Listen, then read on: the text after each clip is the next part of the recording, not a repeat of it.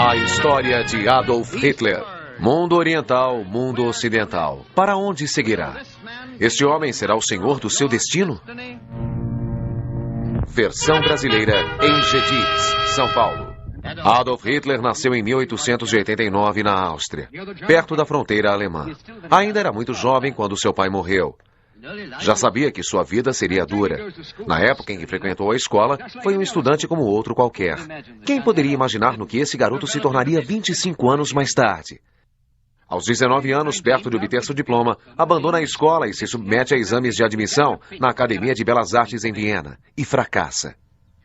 Ao retornar para casa, encontra sua mãe gravemente doente, que logo morre. Adolf Hitler fica sozinho, sem amigos, sem um caminho, sem um orientador. Aos 20 anos, ele se vê abandonado e sem rumo. Então tenta vender suas pinturas novamente. Pinta aquarelas que conhecidos tentam vender nos cafés de Viena para ajudá-lo, sem sucesso.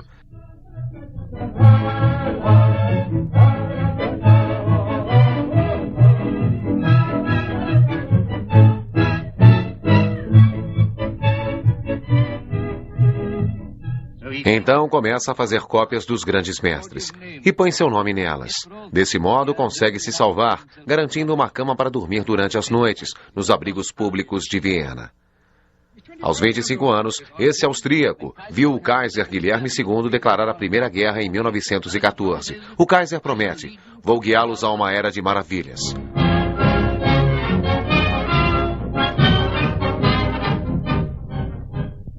Maravilhas, realmente. Os alemães inventaram uma nova guerra de horrores, a fumaça de gases venenosos, contra os quais não havia armas para lutar.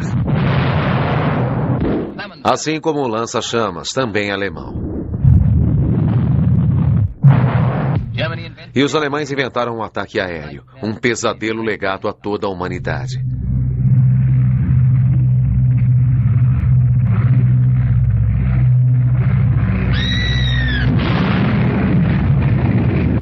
O Lusitânia. 1.200 homens, mulheres e crianças mortos desapareceram sem deixar vestígios. Os alemães inventaram um ataque aéreo, um pesadelo legado. Outra invenção alemã. Hitler sonhava com a glória militar, mas no início se manteve a segurança e a paz. Mas, assim como a Alemanha, sua pátria foi derrotada e arrasada. E ele se vê metido em 4 anos de combates, que não lhe dão nada, a não ser lutar sem esperança. Outra decepção. Pela primeira vez, deixa crescer um bigode que mais tarde se tornaria seu símbolo. Hitler, aos 30 anos, ainda é um fracassado. Todavia, precisava sobreviver. A Era de Maravilhas do ex-Kaiser tornou-se uma época de pobreza e caos. E foi nesta situação que Adolf Hitler finalmente encontrou sua oportunidade. Para evitar uma revanche alemã pela sua derrota em 1914, os aliados impingiram à Alemanha uma inflação explosiva da moeda. Em 1920, o dólar valia 10 marcos. Em 1921, 100 marcos. Em 1922, 1.000 marcos. Na primavera de 1923, 100.000 marcos. E ainda no mesmo ano, milhões e milhões de marcos. Até atingir o astronômico número de 4 bilhões de marcos por $1. E tudo isso infligido pelos aliados, que trouxeram a ruína para a Alemanha. O moral de uma nação inteira estava aniquilado. Terreno amargo, mas ainda assim um solo fértil. Para que em breve fossem lançadas as sementes do nazismo. Nessa época, Hitler já havia se tornado um agente secreto, ou, em outras palavras, um espião, a serviço do Reichswehr. Então passou a ter como tarefa observar as atividades de um novo partido político, o Partido Alemão dos Trabalhadores. Fazendo parte do exército, filia-se ao partido, assumindo a liderança dessa organização. Em seguida, muda o seu nome para Partido Nacional Socialista Alemão dos Trabalhadores. Esse é o significado completo daquela outra palavra nazista. Em 1923, o nível de descontentamento do povo atinge seu pior grau. No dia 9 de novembro, Hitler e seus companheiros, entre eles o famoso general Ludendorff, decidem que chegou a hora de tomarem o poder. Para garantir o sucesso, ele promete estabelecer um governo provisório, eleito pelo povo após o golpe. Mas o golpe fracassa. Assim, o primeiro avanço nazista é detido. Antes do ataque, Hitler tinha jurado vencer ou morrer. Eu tenho balas no meu revólver para os meus camaradas e uma para mim mesmo se falharmos, declara. Não passou de promessa. Ele falha, mas não se mata.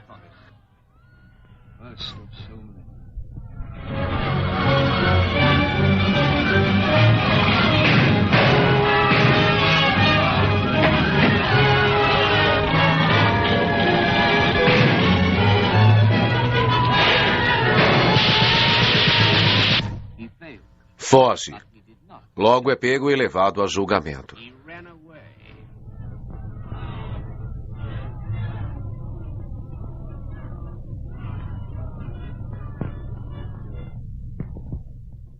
Sua sentença foi 5 anos de prisão na fortaleza Landsberg, mas o tratamento que recebeu não foi nem um pouco severo. Então usou esse período no cárcere para escrever o seu famoso Mein Kampf, Minha Luta, o livro do destino da Alemanha. Fora dos muros da prisão, a situação continua a piorar. Temem que a propaganda comunista consiga triunfar. Aqueles que apoiavam os ideais de Hitler, capitães de indústrias financeiras e generais, uniram-se para conseguir sua liberdade. Mas não era com Hitler que estavam preocupados. Eles queriam desviar a atenção da ameaça que se apresentava. Hitler é libertado da prisão e, ainda na vizinhança, encontra seus companheiros que passam a ajudá-lo. Panfletos, cartazes, livros, uma enxurrada de palavras e promessas. Os alemães adoram uniformes. E Hitler deu-lhes uniformes. Uniformes para todos.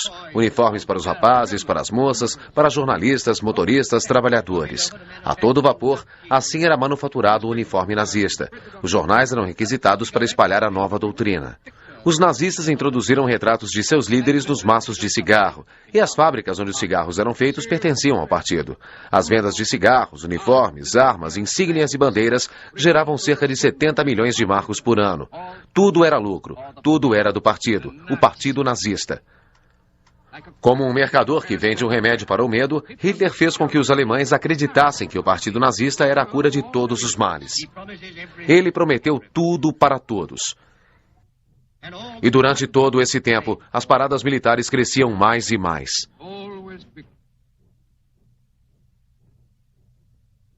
Assim, o povo na miséria, com fome e desempregado, buscava as fileiras da organização nazista. O pequeno grupo tornou-se um exército, o exército particular de apenas um homem. O homem que rapidamente se transformaria no ditador da Alemanha, ditador da própria Europa. Neste momento, os alemães mais aliviados estavam muito eufóricos para suspeitar que o alvo desejado era apenas um, o Reichstag. Este parlamento em Berlim foi incendiado na noite de 27 de fevereiro de 1933, dias depois da sua assim chamada eleição, o que confirmou a obsessão de Hitler em conquistar a chancelaria. Os comunistas foram acusados de serem os incendiários e Hitler propõe que os bolchevistas sejam expulsos. Todavia, precisava encontrar alguém para ser o responsável pelo incêndio. Então, um jovem holandês chamado Marius van der Lubbe é preso pela polícia próximo às ruínas em chamas. Embora não houvesse testemunhas, foi acusado e levado a julgamento. Van der Lubbe é condenado pelo crime, assim como todos os outros, exceto Toglar, que é libertado. Hitler é confirmado como chanceler e anuncia a sua política. Aos trabalhadores de todas as idades, nada de greve. Aos pequenos comerciantes, leis contra as grandes lojas. Para as mães e crianças, proteção contra trabalho infantil. Promessas. Promessas para manter uma nação inteira nas correntes da escravidão. Desfiles eram organizados para homenageá-lo. Ovações seguidas de ovações. Mas esse grande maníaco não se satisfazia. Um obstáculo ainda se interpunha entre ele e sua ambição. Hindenburg, o presidente da República. É bom não esquecer que a Alemanha é uma república. Saudado como o grande marechal e legendária figura da Grande Guerra. Um herói nacional, um ídolo, e por trás dele estava o exército alemão, que ainda não havia sido tocado pelos tentáculos nazistas. Mas Hindenburg está velho, muito velho. E Hitler sabia que ele não viveria muito. Decide então que se tornará presidente também. Objetivo alcançado. Ele rearmou a nação numa escala nunca antes vista na história da humanidade. E Toglar caminhava por seus meios. Ele era uma marionete. Hindenburg nomeou o general von Schleicher como seu sucessor. Hindenburg e seu sucessor não foram perdoados e encontraram seu castigo. General von Schleicher e o fantoche Ernst foram derrubados, varridos pelos pervertidos, unidos pelo mesmo propósito de derrubar Hitler. Hitler, como sempre, atacou de imediato e sem misericórdia. General Göring recebeu a tarefa de reforçar Berlim.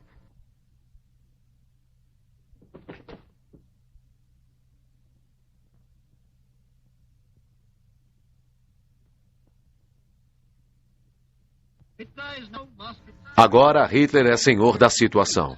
E em poucas semanas, Hindenburg teve a inspiração de não sufocar os seus rivais. Ele fez de Lieb Oberlein o seu segundo no comando e por muito tempo, nomeado enquanto assistia a um funeral. Os jornais alemães anunciam a morte do presidente. Ao mesmo tempo, os editores eram detidos pela lei adotada no dia anterior. Mas Hindenburg ainda vivia e nomeou Hitler presidente e chanceler. No mesmo dia, tropas alemãs foram compelidas a fazer um novo juramento supremo. Um juramento de fidelidade a Hitler em pessoa. Por esse sagrado juramento, eu prometo prestar obediência incondicional ao líder do reino alemão e a seu povo, Adolf Hitler, comandante-chefe das Forças Armadas, e pela minha bravura como soldado, prometo empenhar a minha vida para cumprir esse juramento. Enquanto o povo alemão lamentava a morte do seu grande marechal, o governo da Áustria finalmente assegurava para si a melhor posição no Estado alemão. Tudo o que restava era uma eleição para confirmar sua sucessão e o desejo do povo. Uma conclusão gloriosa. E sob um ataque maciço de propaganda histérica, a eleição de Hitler é confirmada.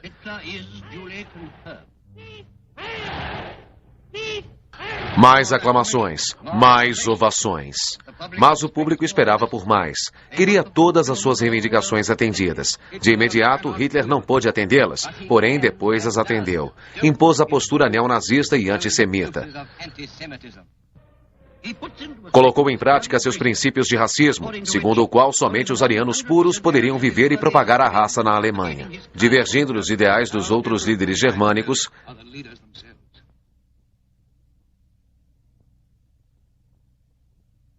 Hitler vislumbrava bem mais adiante. Sentia a profundidade do espírito da Alemanha. Fez do racismo a base do nacionalsocialismo. Não se sentia à vontade diante dessa realidade. Seu pai era filho natural de Anna Schicklgruber. Logo, Hitler seria herdeiro desse nome. Caso se tornasse o senhor da Alemanha, ao invés de Heil Hitler, imagine a saudação nazista com o ridículo grito de Heil Schicklgruber. Então, um senhor chamado Johann Georg Hitler, aos 84 anos, casa-se com Anna Schicklgruber e assume Alois Schicklgruber, o pai de Adolf, como seu filho, que tinha 39 anos na época. Alois Schicklgruber Georg Hitler foi o homem a quem Maria Clara Pauls, uma camponesa, se rendeu e engravidou aos 40 anos. Homens famosos por serem judeus foram forçados a fugir do país. Ganhadores do Nobel, como Einstein, James Franz, Freud, todos tiveram que fugir. Se sinais racistas não foram suficientes, eles podiam ser mais convincentes. Lojas eram invadidas, destroçadas, tomadas, destruídas. Qualquer tentativa de resistência era pretexto para uma pancadaria. Uma apropriação coletiva foi imposta aos judeus em toda a Alemanha. A soma total chegou a milhões de marcos. As riquezas foram confiscadas e usadas para ajudar a custear o colossal rearmamento da Alemanha.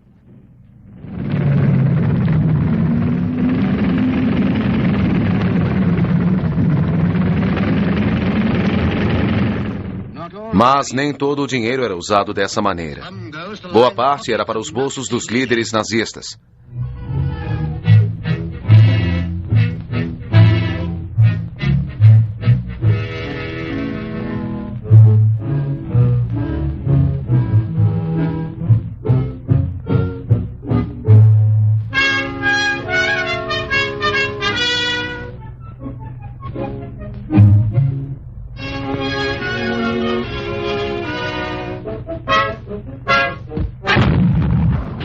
Essa é a grande dúvida. O estranho lado suave do seu caráter complexo. Escoltado por sua fiel guarda pessoal, mostra-se solitário, nessa impressionante paisagem, lado a lado com o ídolo gigante que fez de si mesmo. Hitler nada sabia sobre o sentimento comum à humanidade, pois ele só conhecia uma única paixão que o absorvia e dominava. Queria ser apenas o maior, o mais poderoso, o único. E até mesmo estar acima de Deus, o qual não conheceu. Até mesmo o clero teve de submeter a sua vontade. Não queremos qualquer outro Deus, somente a própria Alemanha, gritava Hitler. E Goebbels ecoava. Deus não se manifestou em Jesus Cristo, e sim em Adolf Hitler. Fora com os falsos profetas. Deixem-nos a June. E June será a fonte de todo o mundo. Todos os tipos de livros divulgavam a doutrina nazista. Bolchevismo, um fruto da cristandade. A queda dos deuses. A esperança é a guerra. Padres católicos e pregadores, incluindo Modern Nemola, eram mortos ou presos caso resistissem às imposições nazistas feitas às suas religiões. Tão grandiosa quanto a cruz na Alemanha era a cruz suástica. O poder de Hitler, simbolizado por essa cruz, foi imposto em toda a parte e para todos. E mesmo os mínimos gestos de Hitler viraram mania, até caírem no mais completo ridículo. Heil Hitler! Heil Hitler! Heil Hitler! Heil Hitler! Heil Hitler! Heil Hitler! E assim o povo o saudava. E estendia bandeiras, obediência e disciplina. Die gegen jedermann zu vertreten und zu schützen, so mitzuhelfen am Aufbau eines wirklichen und besseren Friedens. So wahr uns Gott helfe. So ist eine Führer und Befreier, die Mas, mesmo com todas essas distrações preparadas, Hitler sabia que elas não podiam silenciar toda uma nação.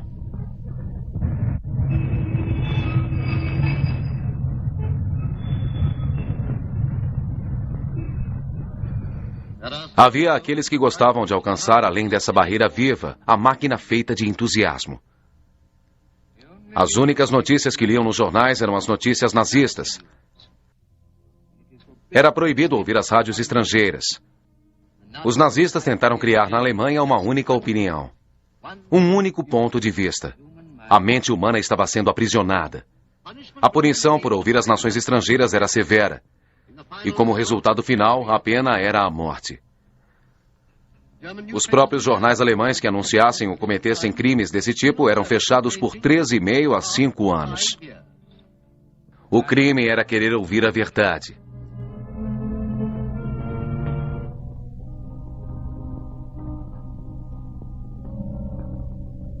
Mas o povo ouvia e engenhosamente enganavam seus vigias e ouviam a verdade.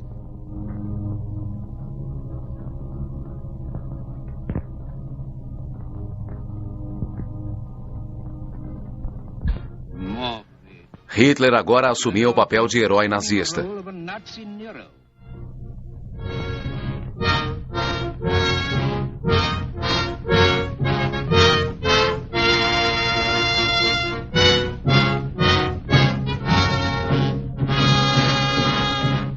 E lança-se em jogos mais atrevidos. Dass Sie an diesem 29. ihre Pflicht erfüllen, sollen unseres Volkes und seiner Zukunft liegen. Denn wir sind vergänglich, aber Deutschland wird bestehen. Wir werden sterben, aber Deutschland muss leben, jetzt und immer. Foi uma orgia de declarações. O povo alemão não pensa em invadir nenhuma outra nação. O governo alemão gosta do povo alemão. Nós temos o desejo incondicional de fazer com que esse tratado seja a nossa melhor contribuição para a preservação da paz mundial. Hamburgo, agosto de 1934. 10 meses depois, a Alemanha anuncia a conscrição. Queremos ser o elemento de paz entre as nações. Não cansamos de repetir essa oferta. Para ratificar e consolidar o nosso programa de governo e reafirmar que não mentimos, afirmamos que o povo alemão jamais quebrou a sua palavra. Esse é o homem que prometeu solenemente respeitar o Tratado de Versalhes e os seus pactos. Em 7 de março de 1935, as tropas alemãs ocuparam a zona desmilitarizada do Reno, violando esse mesmo tratado. Maio de 1935. A Alemanha não tem nenhum desejo de interferir nos assuntos internacionais da Áustria, de anexar a Áustria ou qualquer coisa semelhante. 10 meses depois, a Alemanha promove distúrbios em Viena. Em 25 de julho, decide pelo assassinato do chanceler, que se opõe aos vizinhos. Os nazistas disfarçados com os uniformes do exército regular austríaco interrompem as transmissões das rádios locais e anunciam a renúncia do primeiro-ministro e comunicam que Adolf Hitler assumirá o seu lugar como o novo primeiro-ministro. Nesse meio tempo, os nazistas invadiram a chancelaria. O Congresso foi fechado. Invadiram um gabinete e tomaram uma nação. E em menos de 4 horas, sua vida se esvaiu em sangue, sem ajuda de qualquer espécie. A Áustria morreu sem perceber. Mas a tentativa nazista falhou. A Áustria permanecia a Áustria, por enquanto. De qualquer maneira, o senhor chanceler continuava forte.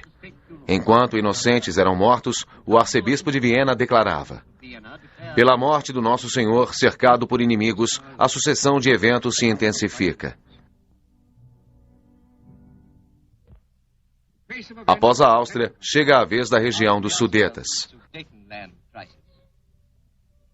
A guerra parece ser inevitável.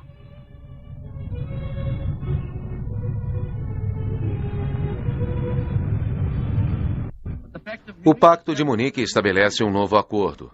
Hitler e Göring anexam solenemente a Tchecoslováquia como uma nova nação.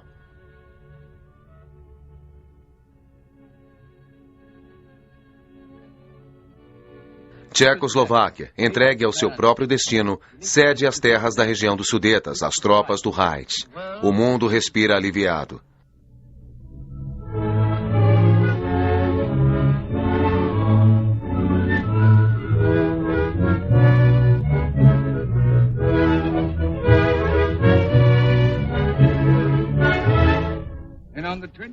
E em 26 de setembro de 1938, Hitler falava sobre a região dos Sudetas. Este é o último território que irei reclamar na Europa. Eu garanti ao Sr. Chamberlain, e repito agora, quando os territórios dos Sudetas estiverem assentados, a Alemanha não requisitará mais nenhum território na Europa. Essas foram as palavras do próprio Führer.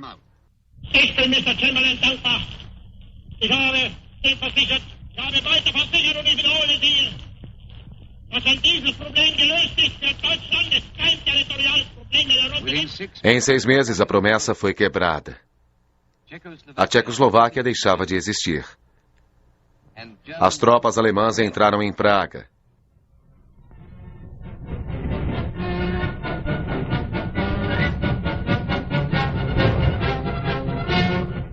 E no mesmo mês, as forças de Berlim tomam o porto de Memel. A Lituânia cai. A Grã-Bretanha decide pela conscrição e Hitler solenemente avisa que qualquer possível ato de agressão seria a guerra.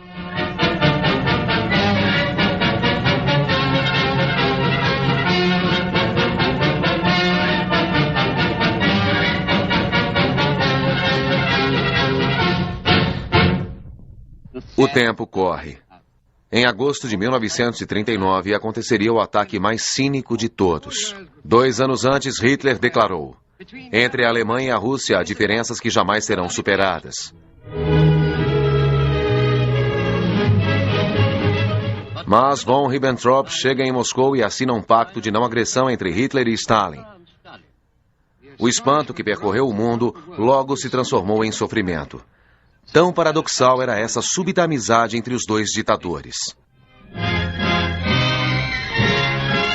Alguns cartoons tentaram explicar a situação. Eu mudei meu emblema um pouquinho só para te agradar.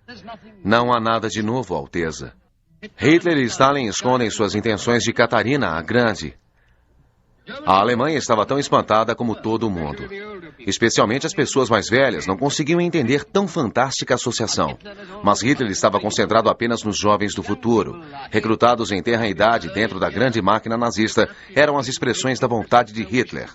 Eles farão apenas o que Hitler quer. Que crime! E agora o final e maior crime de todos. Polônia invadida. Bombas sobre as cidades. Mais de 350 navios, minas e torpedos causaram as mortes. Países que não permaneceram neutros: Finlândia, Dinamarca, Noruega. Ninguém, por mais longe que estivesse, estaria a salvo. Polônia, Holanda, Bélgica. A segurança sumiu da Europa. E ainda mais um crime. A França também é deixada em ruínas pelos cães de guerra da Europa. Temeroso, o filho de Hitler voa para a Escócia. Hess pousa de paraquedas.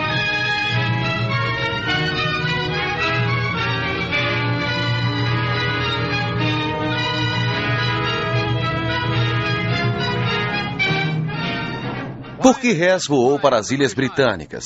Embora não tivesse admitido nada oficialmente, o mundo agora tinha razões para acreditar que Hess chegou com uma oferta de paz. Parem a guerra e juntem-se aos nazistas em uma guerra conjunta contra a União Soviética. Nazistas declaram guerra à Rússia Soviética.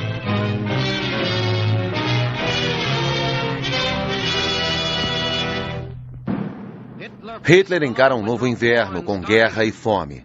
Agarra a fraca Ucrânia e os seus poços de petróleo para os novos materiais de guerra. Atacar a Rússia era a ordem. Outra promessa quebrada, outro crime de Hitler.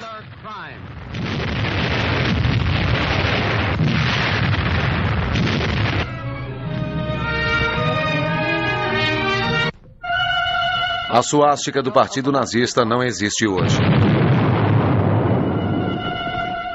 Foi varrida do mundo, mas a memória dos seus gênios diabólicos permanece. Devastação causada pelo trabalho desses grandes homens. A sede de conquistas de alguns homens é incomensurável. Nomes como Gengis Khan e Átila, o Uno, congelaram o sangue dos homens em suas veias e encheram os corações de terror. Um desses nomes foi Adolf Hitler.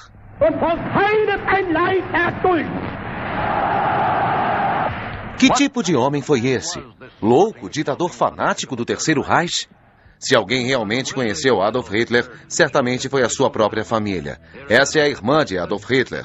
Seu nome é Paula Wolf. Ouçam suas palavras. Eu me lembro quando éramos crianças e brincávamos juntos, meu irmão Adolf era sempre o líder. Os outros só faziam o que ele queria. Parece que ele tinha um instinto para fazer com que a sua vontade fosse a mais forte que a dos outros. Ele tinha tudo para se tornar um oficial do governo, como acabou acontecendo. Mas meu irmão não estava satisfeito. Ele não era do tipo que se acomodava, e muito embora tenha se tornado um oficial do governo, ele não se sentia satisfeito.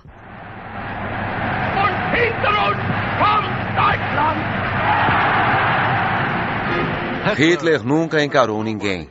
Um fracasso no início da vida, ergueu-se das profundezas da derrota e do desespero da Alemanha na Primeira Guerra Mundial e acompanhou nos anos seguintes como destroços terríveis da sua própria criação, o Terceiro Reich. Para os historiadores, o sucesso de Hitler sobre as massas alemãs residia no poder de sua oratória, de discursos nos quais havia alguma coisa da música wagneriana, uma férrica adoração de deuses e heróis, de sangue e raça.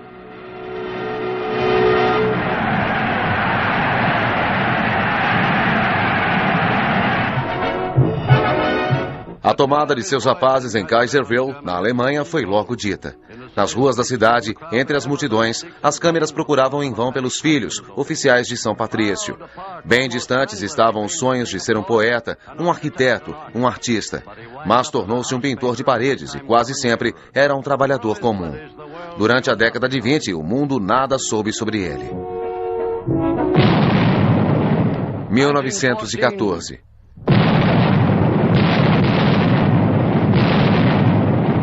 A Grande Guerra o resgata do infortúnio.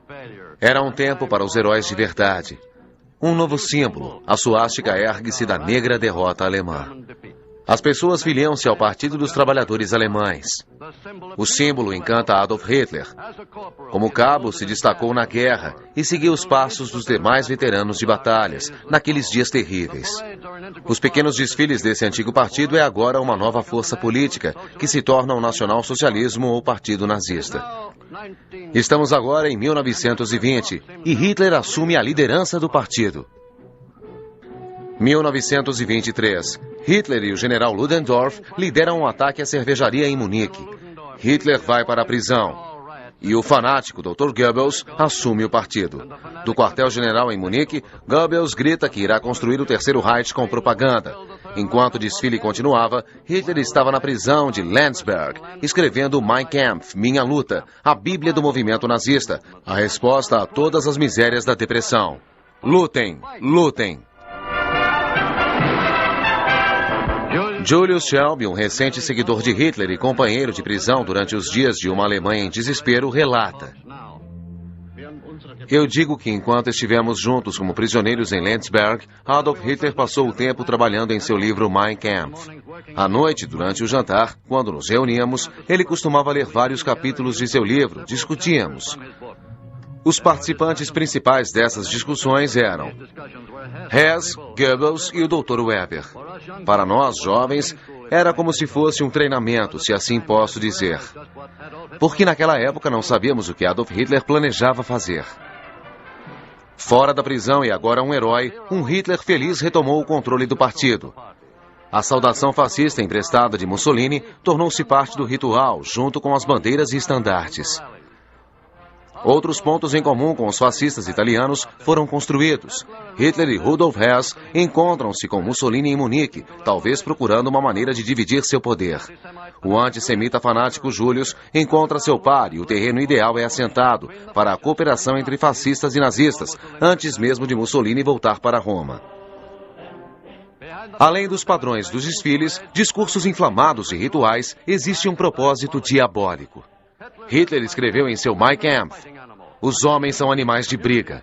A nação que for uma comunidade de lutadores é uma unidade de luta e qualquer organização viva que deixe de lutar encontra sua destruição. O atual governo é fraco, portanto, os verdadeiros alemães devem lutar contra esse governo. Discurso após discurso, Hitler espalha seu dogma para o povo alemão, mas não sem ampliar suas manobras militares e disputas políticas.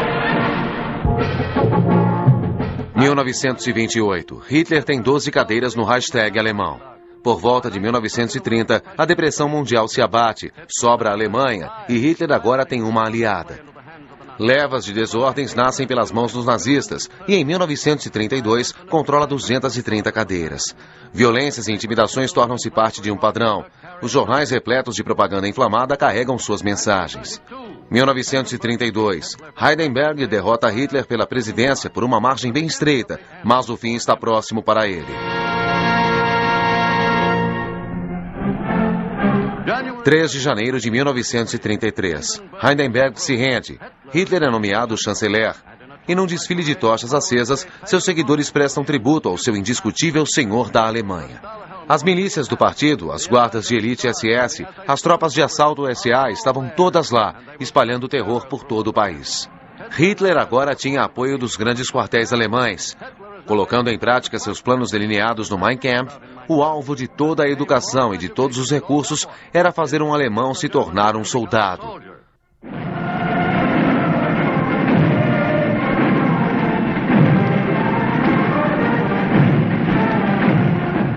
Agora o Partido Nazista pode organizar a perseguição daqueles que Hitler declarou como inimigos do Estado. Atenção, judeus, dizem os cartazes. O Partido Nazista estava escolhendo aqueles que iriam executar suas ordens ou suas vontades. Eles varreram suas vítimas.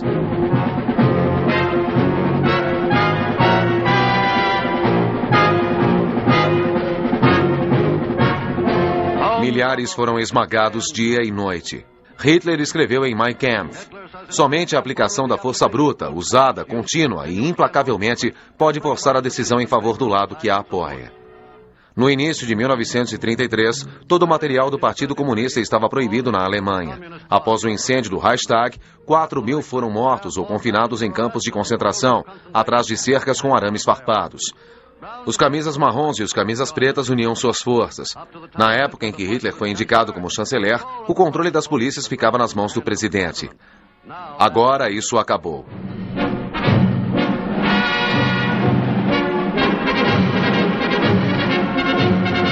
A guarda política era comandada por Hermann Göring, cuja forma de barril de sua figura contrastava com a elegância dos homens sob seu comando.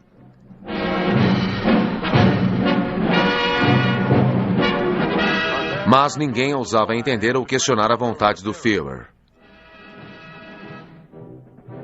2 de agosto de 1934, presidente Hindenburg, ídolo do povo alemão, morre. Hitler cava seu caminho à presidência, consolida seu ministério e a chancelaria. Ele conclama o povo alemão para alcançar os seus objetivos. O Partido Nazista consolida sua força e executa seu projeto de dominar um país inteiro. Hitler começa a adquirir a famosa pose e se autoconvence ser um messias, torna-se totalmente um ditador. Meses antes contou aos membros do Reichstag detalhes de seu plano sanguinário. O ministro Hermann Göring disse Hitler tem sido o anjo vingador do Führer. Kurt von Schleicher e sua esposa foram fuzilados. O capitão Johannes Probe, outrora um companheiro de Hitler, se foi. Louvado seja Hitler. Já que ninguém pergunta o que aconteceu com a justiça comum, digo que sou o responsável pelo destino do povo alemão. Pelo Tratado de Versalhes, ter grandes exércitos estava proibido.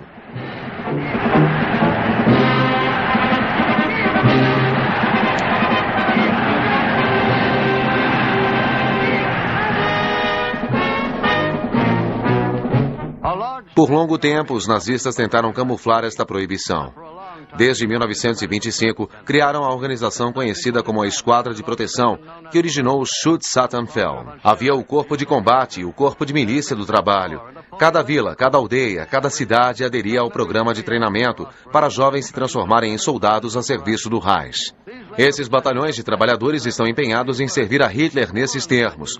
Nunca nas trincheiras, nunca cercados pelo fogo dos canhões, mas como soldados do Reich. Antes, esses jovens treinavam com paz, agora brincam em clubes de caça. Mais um disfarce para outra organização militar. Gradualmente, o mundo começou a se acostumar com essas táticas do Führer.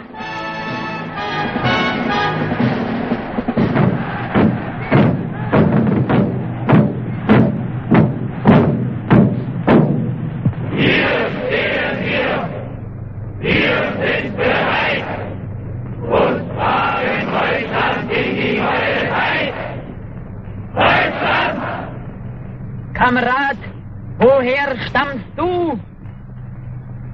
Aus Friesenland. Und du, Kamerad? Aus Schlesien, von der Saar.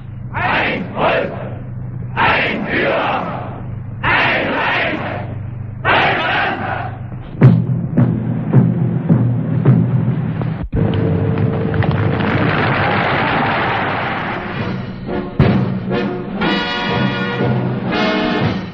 E assim, com audácia, os dias passavam e a conspiração contra a paz mundial logo estaria forte o suficiente para esquecer os falsos batalhões de trabalhadores e sua falsa paz. Armados com pistolas de verdade e desfilando com seus novos uniformes, era uma força pronta para combater.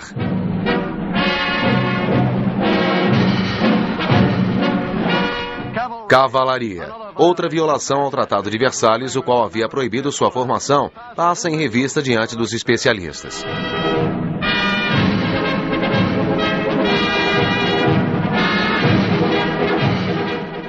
Carros Panzer começam a surgir. Com o passar do tempo, a meta da conquista mundial parece mais próxima. Hitler sente estar mais pronto do que nunca. 7 de março de 1936, anuncia que vai reocupar a zona desmilitarizada da Romênia. As tropas marcham para o oeste, 35 mil homens. Não se preocupem, Hitler diz aos aliados, isso é apenas simbólico. Apesar disso, as capitais do mundo se espantam com essas mobilizações, mas nada acontece. A Inglaterra, muito ocupada com seus problemas econômicos, permite que Hitler reacenda o militarismo alemão, surgido através da Águia Germânica e da dedicação do Partido Nazista, e durante todo esse tempo fracassa em incentivar uma ação contrária. A prosperidade devolvida pela América é consumida.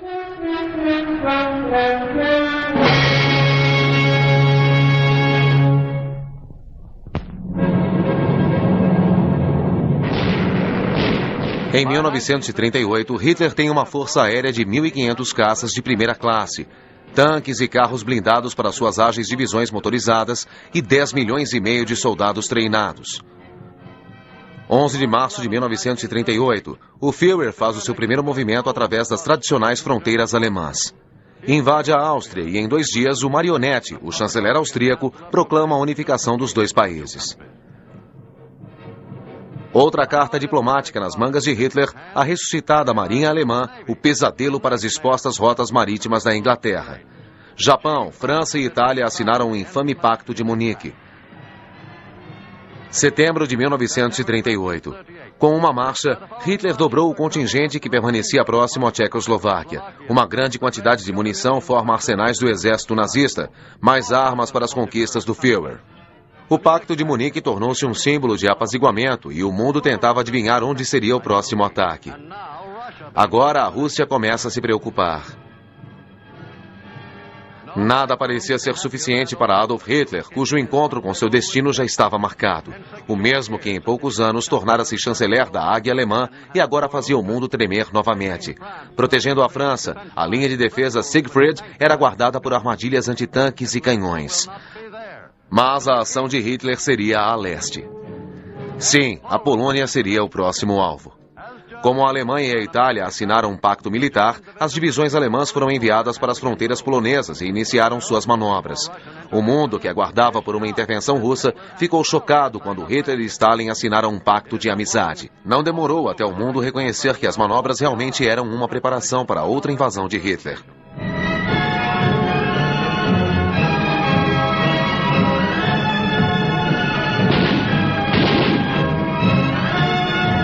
Na fronteira polonesa, onde o acesso era difícil para as divisões mecanizadas, Hitler enviou divisões de cavalaria para enfrentar a defesa polonesa. Tudo estava indo de acordo com o plano. Todos os grupos de jovens tornaram-se divisões de soldados treinados, prontos para morrer pela pátria. Todos os jovens do grupo de atletas de salto transformaram-se em paraquedistas de elite, prontos para saltarem num piscar de olhos. Dos aeroclubes, supostamente clubes esportivos, lançam-se os treinados pilotos a bordo dos seus caças Messerschmitts. E das marinas saíram tripulações treinadas dos submarinos, prontos para controlar as rotas mundiais do Atlântico, as quais o mundo iria se preparar para enfrentar.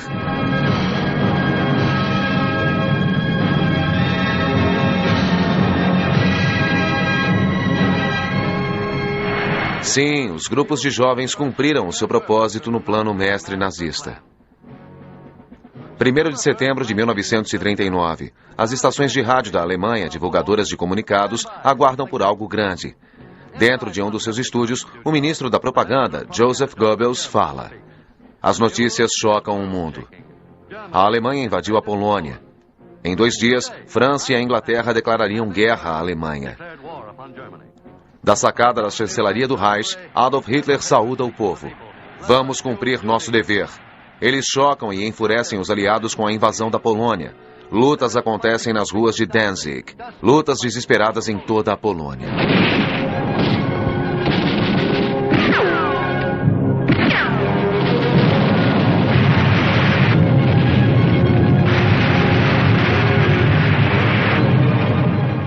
A Polônia é literalmente incendiada diante dos olhos do mundo, enquanto a divisão Panzer executa a primeira do feroz Blitzkrieg. A fronteira germano-polaca desaparece enquanto os poloneses tentam se opor a um avanço descomunal de centenas de quilômetros de aço e poder de fogo com sua antiquada cavalaria. Hitler vai ao fronte para assistir o massacre.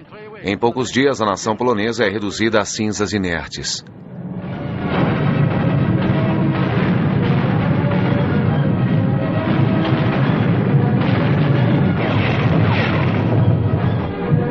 Inglaterra e França tentam ajudar esse país invadido, mas não há nada o que possam fazer.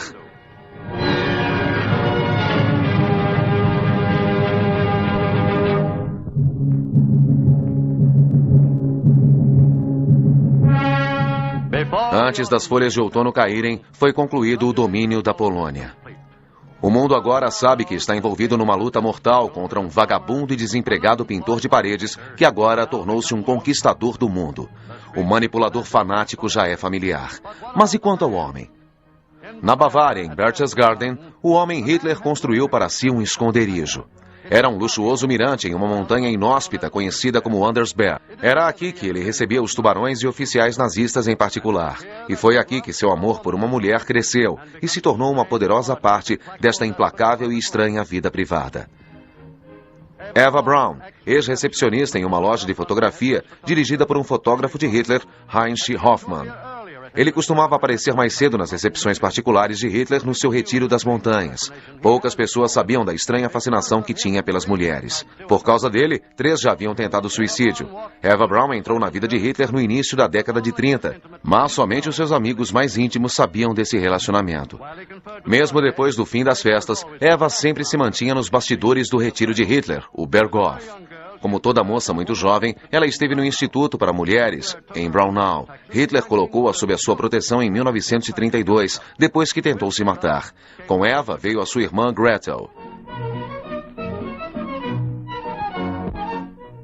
Nesse belo cenário, o massacre dos poloneses e a retaliação dos aliados pareciam muito remotos mesmo. A atmosfera de um coquetel propiciava horas idílicas. Alguns dos participantes, cujos nomes perderam-se na história, são vistos conversando com o Führer. E assim Eva, sua irmã e alguns amigos participavam de um descanso quase cômico. Observando-a, alguém poderia sentir até pena dela. Pobre moça, pouco mais que uma criança, cortejada pelo governante do seu país. Não se poderia esperar que agisse de modo diferente. Veio do mesmo passado humilde que o próprio Hitler. Esta é a possível explicação de sua predileção por ela. A esposa do ajudante de ordens de Hitler, Frau Schaub, traz uma nova luz para a vida amorosa do mestre dos alemães. Eva era, no final das contas, a mulher da vida de Hitler. Frau disse: os boatos sobre Adolf Hitler ser supostamente um anormal com mulheres são falsos. Como esposa do homem que foi seu ajudante de ordem por 20 anos, em inúmeras ocasiões pude observá-lo profundamente, inclusive na companhia de mulheres. Posso garantir que ele era um homem perfeitamente normal. Ele amava as mulheres e adorava estar na presença de beldades femininas. E sei tudo sobre a relação entre ele e Eva Braun, de 1931 até o fim. Sei tudo sobre seus diversos casos amorosos.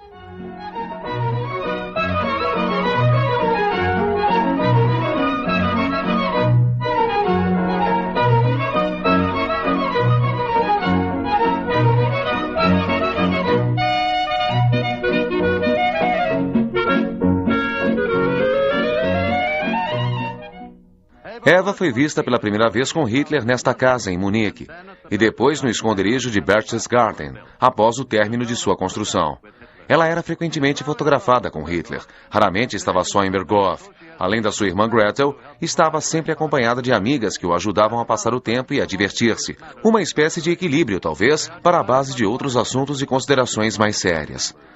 Todas as esposas dos visitantes de Hitler se reuniam com as esposas dos membros do partido. A própria Eva gostava, inclusive, que as fotos fossem tiradas em sequência. Talvez a câmera causasse esse comportamento brincalhão, como se fosse uma fuga para as decisões sobre lutas que eram tomadas nesses encontros. Da cabeça aos pés, Eva era fotogênica, estatura mediana, olhos azuis, rosto cheio, quadris largos e cabelos louros.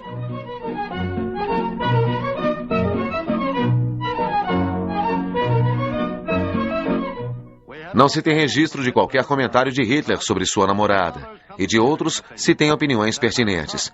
De Reichen Hoffmann, seu descobridor. Ela é uma bonita balconista comum, com todas as prerrogativas e vaidades da sua espécie. Para o Dr. Goebbels, ela é uma garota petulante e estúpida. Sabendo como Hitler desprezava a gordura sob qualquer forma, Eva passava algumas horas por dia se exercitando.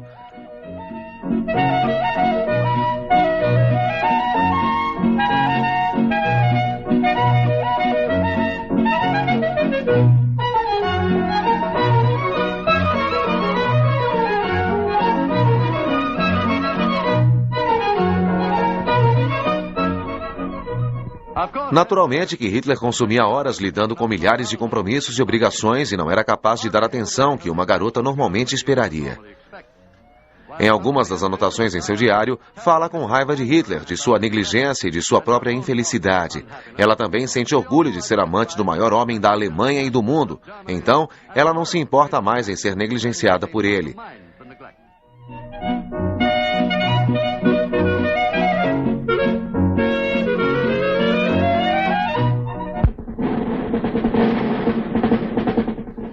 Em Berghof, a governanta sempre foi Frau Haubel. Era meia-irmã de Hitler. Sua responsabilidade era manter o local funcionando, para poder ser usado como um local de encontro para reuniões de negócios, afastadas da chancelaria. Mas após sua filha ter se suicidado por amor a Hitler, ficou ressentida com a instalação de Eva como sucessora de sua filha. No fim, Frau Haubel pediu demissão, deixando Eva sozinha e sob responsabilidade de seu mestre e senhor, no melhor sentido da palavra.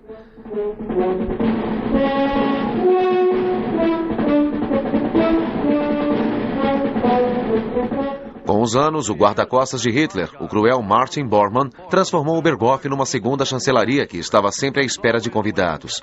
Ela recebeu as mais notáveis personalidades como Mussolini, Canciano, o Duque e a Duquesa de Windsor e outras numerosas celebridades que mereciam menção. Contudo, essa era a recepção do lado agradável. A figura descontraída nesse grupo é o Herr Professor Goebbels, um visitante frequente do Berghof. Adolf e Eva posam juntos para um filme doméstico. A seguir, Goebbels e a irmã caçula de Eva, Gretel. Gretel é mais rápida que Eva e logo ela irá desposar um assessor de Hitler, Hermann Fegelein, o qual sofrerá uma tragédia ao ser assassinado por Bormann sob a acusação de traição a Hitler. O conselheiro mais íntimo de Hitler responde, "Eu não sei", quando perguntavam se Eva havia se tornado sua amante.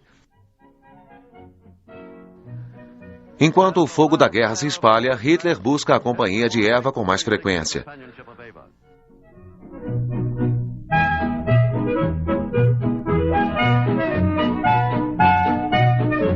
Surgem fofocas sobre Hitler e Eva serem os pais de uma criança, mas parecem falsas. Esse bebê é provavelmente filha de uma de suas amigas.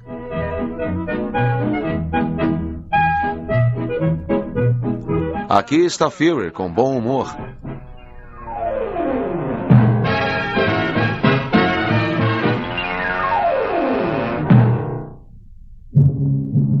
É difícil de imaginar agora o que a Grande Guerra está esperando. A guarda particular de Hitler se prepara para um visitante. A única intimação de guerra chegou quando alguém como Canciano, Mussolini e o seu genro vieram até Berchtesgaden. Hitler queria saber se eles iriam manter a promessa de entrarem na guerra. Vários meses se passam e a Itália permanece neutra.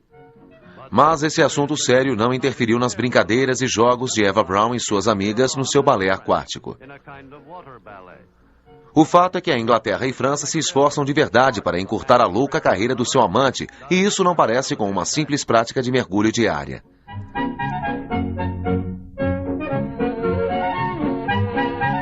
Nas cestas de piquenique não poderia faltar a gostosa cerveja.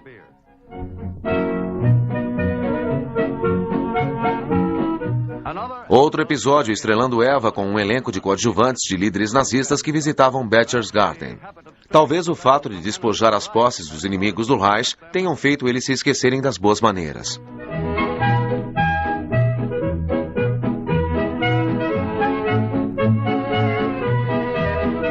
As garotas de Berghof estavam sempre preocupadas em proporcionar diversão. Os seus folgados colegas ficam bem aliviados dos outros negócios de Berghof, os planos para a conquista do mundo.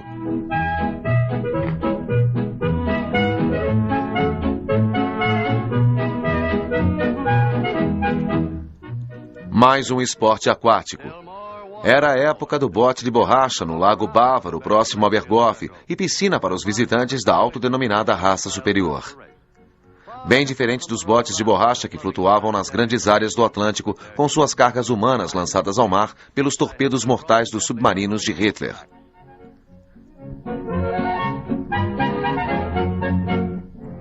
Um relatório gráfico para Führer. As baixas do inimigo e os planos para as conquistas seguintes. Era primavera novamente em 9 de abril de 1940, e os aviões nazistas voam em outro céu. Após um breve show aéreo e o desfile de poucas divisões, Dinamarca e Noruega caem diante do exército alemão. Esses pequenos países não puderam resistir ao poder concentrado desse exército e receberam suas ordens de rendição através de estações de rádio controladas pelos nazistas.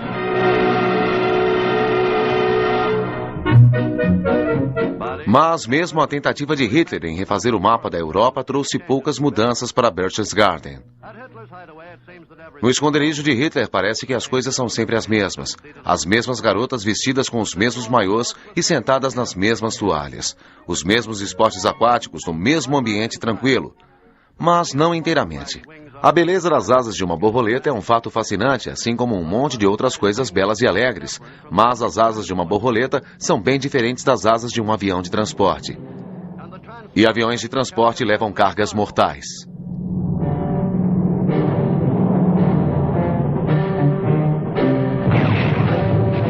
Numa mistura de cores, a corrente de luz dos Panzer penetra na Holanda e a cerca quase que imediatamente, depois na Bélgica.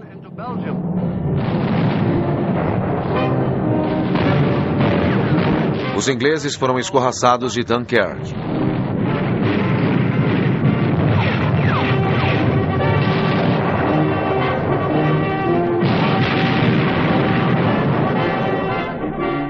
Dessa vez, Paris, na primavera, era uma Paris triste. Pela segunda vez neste século, as tropas alemãs marcham sob o Arco do Triunfo.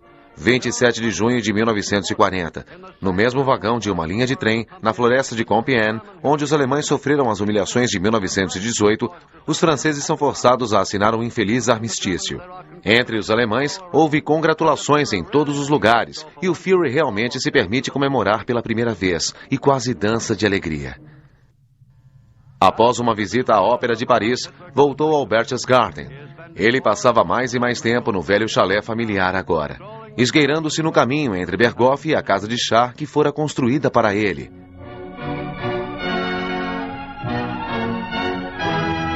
Enquanto Eva era deixada sozinha como nos primeiros anos, sob o impacto dos tremendos acontecimentos que balançavam o mundo. Eva passa por mudanças, percebe o papel que representa no drama de seu amado. E dessa vez, quando Julius ataca seus convidados, ela atua com mais dignidade.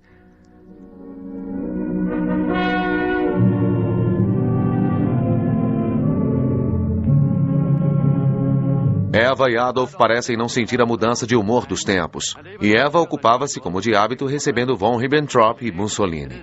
E tudo porque havia grandes coisas no ar. Tudo apontava para um ataque à Inglaterra, as bases na França e Noruega, a batalha aérea sobre a Grã-Bretanha. Mas Hitler tem outros planos, e não só dos seus conselheiros próximos, como Joseph Goebbels e Heinrich Himmler. –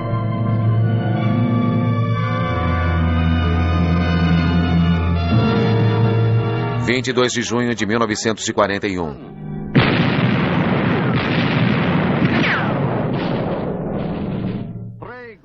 Três grandes grupamentos do exército nazista atingem a Rússia em vasto fronte, do Golfo da Finlândia ao norte, do Mar Negro ao sul.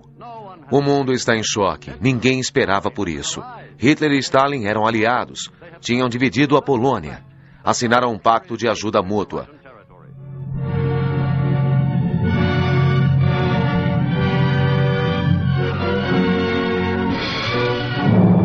Mas os nazistas penetraram profundamente no território russo. O avanço foi rápido porque a Luftwaffe tinha o controle absoluto do ar. No Kremlin, com uma voz contida, lenta e tímida, Stalin ordena a seu povo que queimem a terra. O ataque japonês a Pearl Harbor em 7 de dezembro de 1941 trouxe novos aliados aos generais do Comando Supremo. Eisenhower e Bradley juntam-se a Montgomery e Tedder.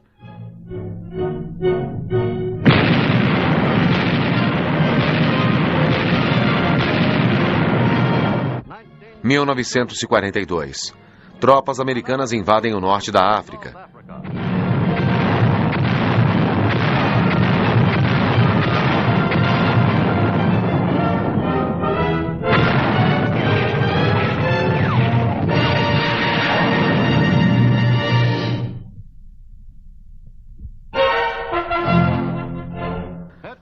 A invasão russa de Hitler atola em um grande lodaçal de sangue e fogo, cujo vértice era Stalingrado. –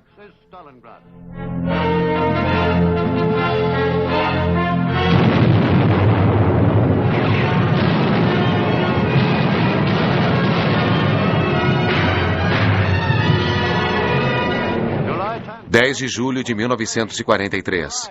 Os aliados invadem a Sicília. Hitler e Mussolini conferenciam. Führer não gosta de como as coisas estão indo lá no sul.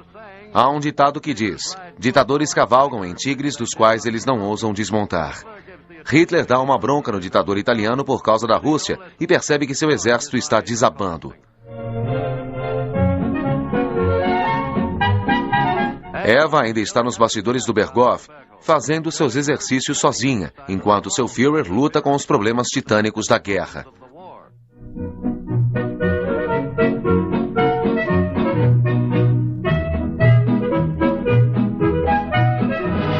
Como pode manter suas fábricas abastecendo as tropas apesar dos maciços ataques aéreos? Como conseguir mais operários para o trabalho escravo se a vontade de trabalhar é criada pelo terror e tortura, cuja energia física é sugada pela falta de comida, de acordo com as regras da insana economia germânica?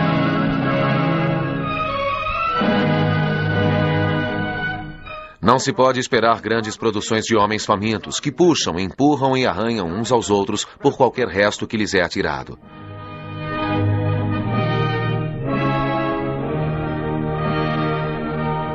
A sua existência desesperada nem mesmo é considerada pelos residentes no retiro particular do Führer, no topo de uma montanha na Bavária. Eva e sua amiga aproveitam o verão de 1943. Os visitantes em Berghof parecem pouco preocupados com o seu mundo se despedaçando e se consumindo em fogo do contra-ataque aliado. A pequena Eva e suas amigas dificilmente teriam capacidade para tal especulação. Sua irmã Gretel, mais pesada agora, aproveita a pequena cachoeira da correnteza perto de Berghof.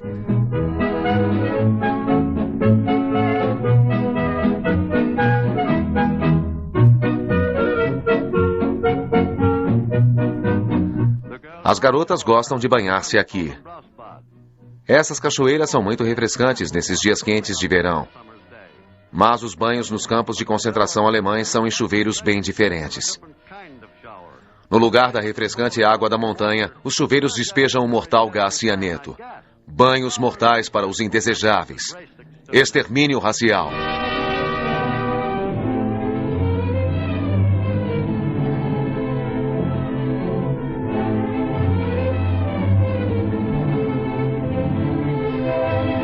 Mesmo as roupas serão reaproveitadas. Na contabilidade mórbida do Terceiro Reich, nada que seja útil é desperdiçado. 8 de setembro de 1943. Sob proteção da escuridão, tropas americanas e inglesas atravessam o Estreito de Messina e invadem a Itália. General Mark Clark lidera a invasão.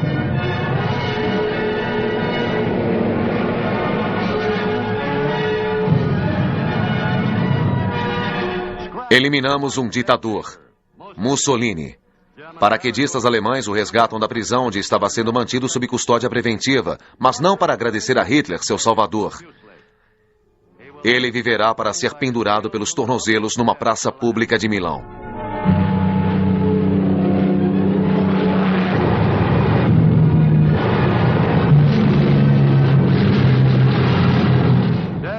Dia e noite, bombardeiros britânicos e americanos decolam nas bases da Grã-Bretanha e do norte da África para bombardear a Alemanha.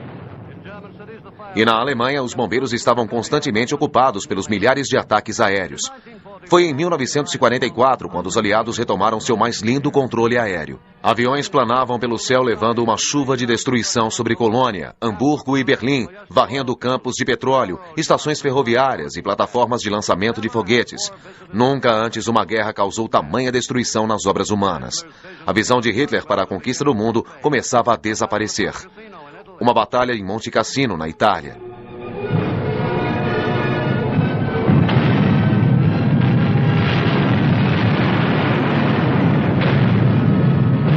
Soldados de muitos países lutam uma batalha penosa por um mosteiro.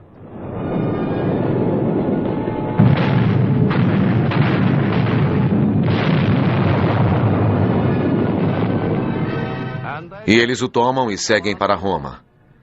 Esse é mesmo um exército aliado. Se entendem através da linguagem universal dos sinais.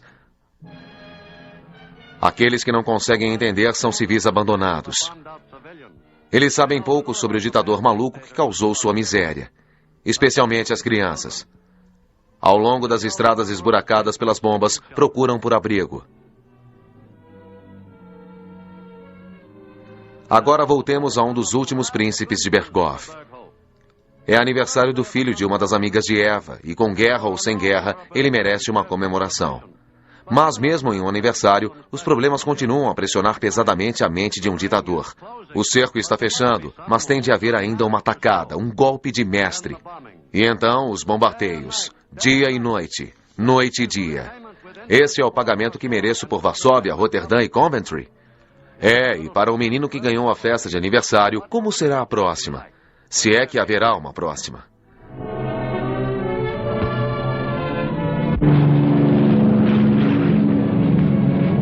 6 de junho de 1944, na costa francesa de Cherbourg até o Havre. Este é o dia D. 40 divisões aliadas desembarcam nas praias. Em Berghof, 2 meses depois, Hitler e oficiais nazistas se reúnem. Uma bomba escondida explode. Muitos morrem na explosão, mas Hitler escapa.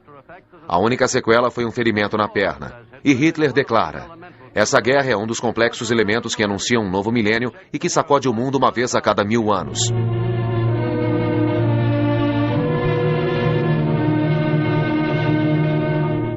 Schaub, um assessor pessoal de Hitler, diz: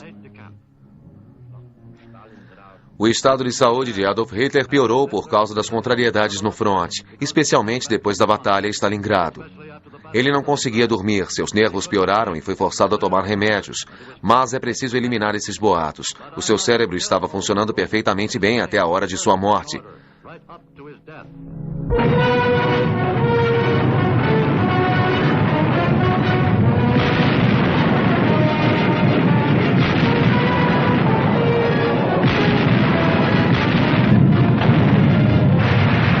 No fronte ocidental, o general George Patton solta os seus tanques. Hitler teve que rever sua vingança ao considerar a humilhação da Alemanha. Ele pagou o preço.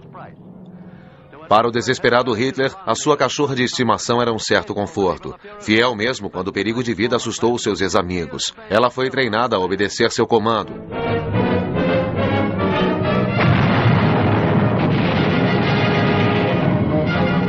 As coisas iam de mal a pior no fronte russo. As tropas alemãs foram expulsas da Romênia, Bulgária, Iugoslávia e Grécia. O próximo movimento russo seria no coração da Alemanha. Tropas alemãs encaram com bravura o maciço ataque russo, mas os resultados são inevitáveis. Quando as tropas ficam sem homens, sem armas, famintas e com frio, não se veem mais pegadas na neve. Desastre seguido de desastre. Os aliados se espalham através da França e dobram a área da própria Alemanha. As tropas alemãs agora se rendem aos milhares.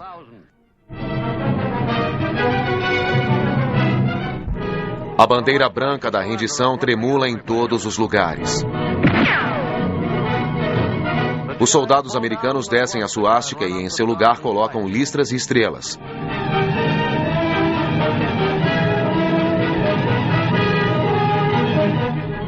Que assim seja, diz Hitler a si mesmo. Se o Terceiro Reich tem que cair, que seja pelas mãos dos americanos. Mas nem isso seria assim. Houve um último acerto e os ingleses e americanos ficaram além do Elba. Os russos tomaram Berlim. Hitler vê pichações nos muros. Ele precisa voltar a Berlim para obter a vitória ou morrer tentando.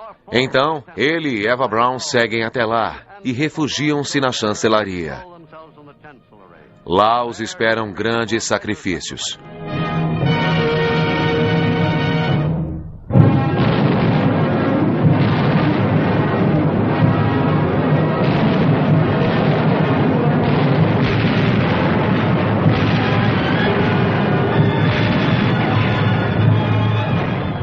Berlim, uma cidade próxima do fim. O dia todo e a noite toda os canhões estrondam. Civis decidem correr para um abrigo melhor.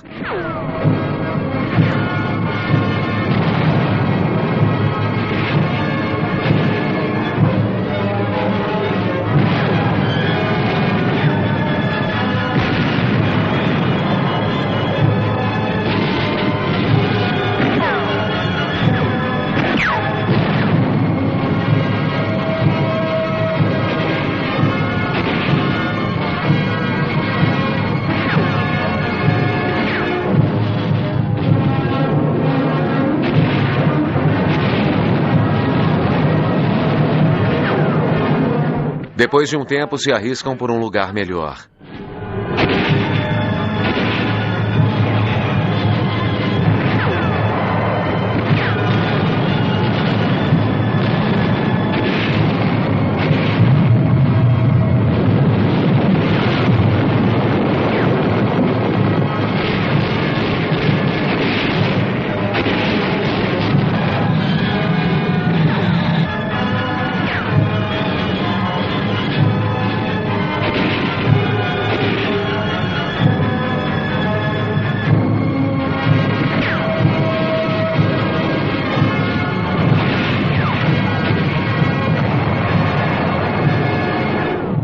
20 de abril de 1945. Os russos fazem uma varredura nos subúrbios de Berlim quando Hitler reuniu seu staff, a reunião final. São escolhidos os que voarão para o sul e Hitler decide quem ficará até o fim e vai para um abrigo bunker sobre a chancelaria com Eva. Himmler e Göring ficam desertas e as explosões da artilharia é o som da destruição que se aproxima. Em 22 de abril, Hitler tem um colapso nervoso e se recusa a deixar o abrigo. Julius Schaub lembra da cena. Ele diz: eu estava no quarto do abrigo com ele. Sobre a mesa havia uma pistola 7.5 milímetros. Ele foi em sua direção. Fiquei terrivelmente chocado. Ele pegou a arma. Mas não era o ato final ainda. Ele só estava se certificando que estava carregada. No entanto, o que pensei naquele momento aconteceu alguns dias depois.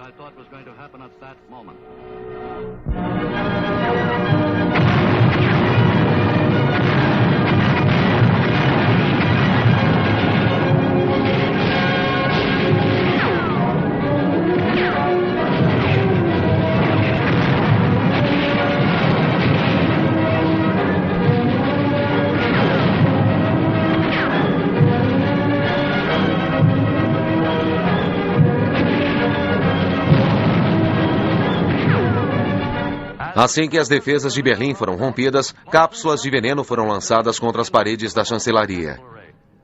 Em 29 de abril, Hitler casa-se com Eva Braun. O piloto particular de Hitler, Hans Bauer, fala sobre as derradeiras ordens de Hitler. Ele diz: aproximadamente uma hora antes de Hitler morrer, em 30 de abril, chamou por mim. Quando me apresentei a ele, pegou minhas mãos e me disse: Bauer, quero dizer adeus. Por um instante, fiquei sem palavras. E ele levou 20 minutos para dizer adeus. E a outra coisa que me disse: Bauer, eu tenho mais 2 ordens para você. A primeira é: eu o torno pessoalmente responsável por queimar os cadáveres da minha esposa e o meu. A segunda é: diga isso ao Bormann. Continue com Dönitz. Dönitz será meu sucessor natural. Eu dei ao Bormann um grande número de documentos para levar ao Dönitz. Todo o tempo fiquei paralisado pelo modo superior de Hitler falar. E eu não podia acreditar que esse seria o fim.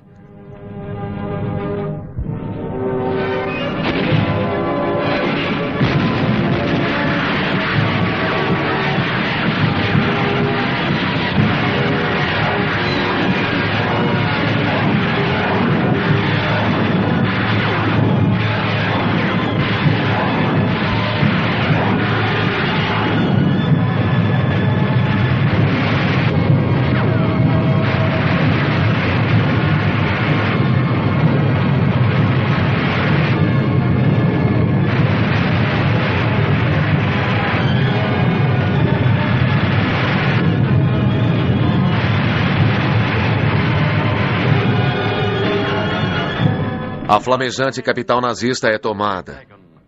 Os últimos defensores são arrancados dos seus buracos. No meio de todas aquelas ruínas é difícil descobrir o que aconteceu com o derrotado ídolo nazista. Mas a história completa será contada mais tarde. Nos porões da chancelaria, Adolf Hitler atira e se mata. Eva toma veneno e morre. Os cadáveres são queimados por Joseph Goebbels e pelo guarda-costas de Hitler, Martin Bormann, e jogados nesse bueiro, numa área fora da sua câmara mortuária. Esse é Erich Kierkegaard, o motorista particular de Hitler por muitos anos. Ele ensopou os cadáveres com gasolina. Ele diz: quando vi o chefe pela última vez, definitivamente eu tive a sensação que o fim estava próximo. Mas não havia nele qualquer mudança que desse para perceber. Nada na sua personalidade ou qualquer outra coisa. Ele disse adeus e me dispensou. No dia seguinte, quando ele estava morto, entrei no abrigo apenas para cuidar do corpo. Então surgiu Martin Bormann com Eva Braun em seus braços. Levei seu corpo para longe dele e o levei para perto de Adolf Hitler. Coloquei os 2 cadáveres lado a lado no jardim e cumpri o difícil dever de derramar gasolina neles e incendiá-los. Os corpos queimaram de 1h30 da tarde até às 7h30 da noite.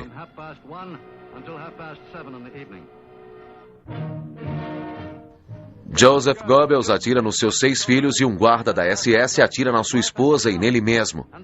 E os russos hasteiam sua bandeira no topo do portão de Brandenburgo.